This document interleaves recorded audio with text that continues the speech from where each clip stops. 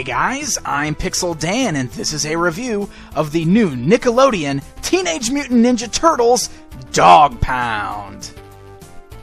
Alright, so we're really starting to beef up the villains in this new toy line, which I love. It's always great when we get some of the bad guys to face off with our good guy figures. Dogpound comes in the new standard blister card packaging with the bright purple and green colors in the background. The back of the package gives us a bio for this brand new character, and of course shows off all of the other figures that are currently available in stores.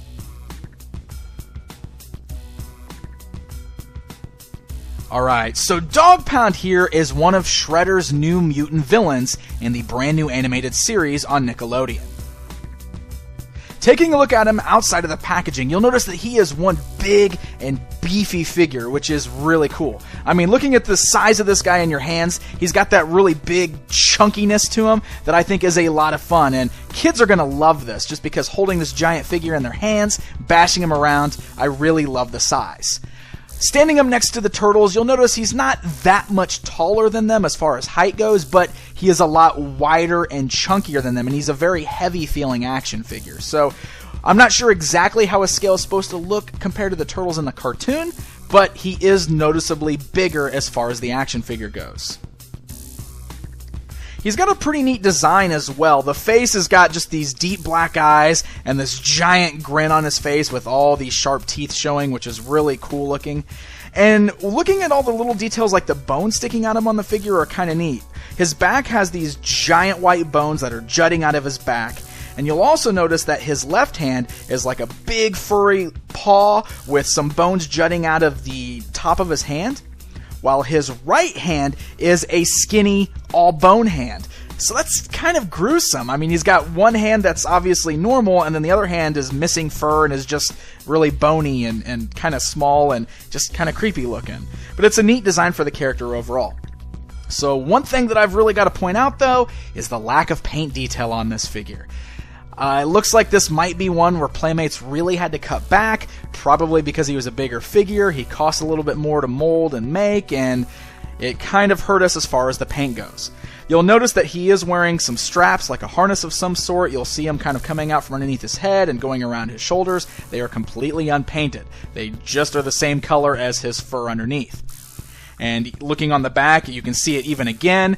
Some of the straps kind of go up near the bones. That whole bone area on the top is solid white, even the furry parts and even the parts with the straps. And then underneath that, the straps are just the same color as his orange fur. So there's a serious lack of paint deco here, which does kind of hurt overall. I really think it'd be great if we had some really nice paint jobs going on here, because it would make this figure stand out even more.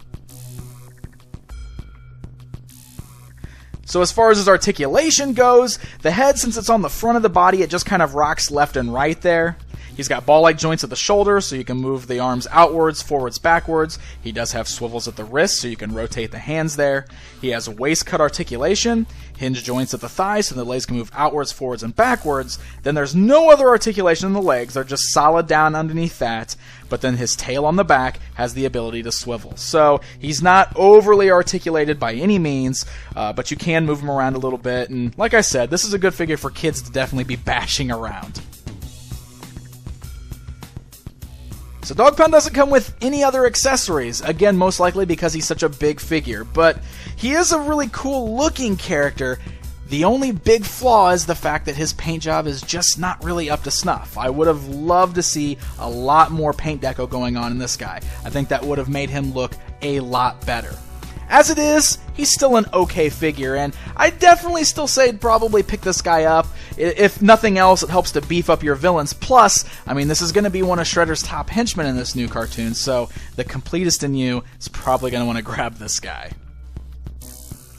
So Dogpound is hitting stores right now as part of Series 2, so happy hunting, and until next time.